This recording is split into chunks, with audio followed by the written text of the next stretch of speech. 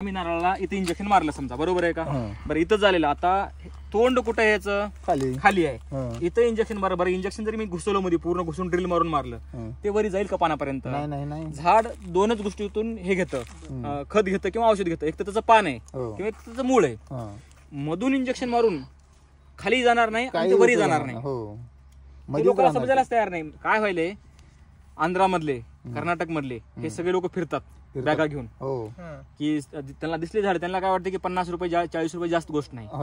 जाणार तुम्हाला म्हणणार 20 रुपयाला मारून देऊ का, 100 रुपयाला ड्रिल मारून झाडाचं ते काय होतं माहितीये का? इथं ड्रिल मारलं तुम्ही, बरोबर आहे का?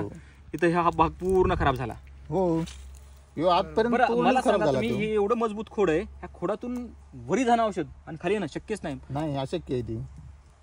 आता तुम्हाला दाखवायचं म्हणलं तर बघा, हे आता असं खोड आहे.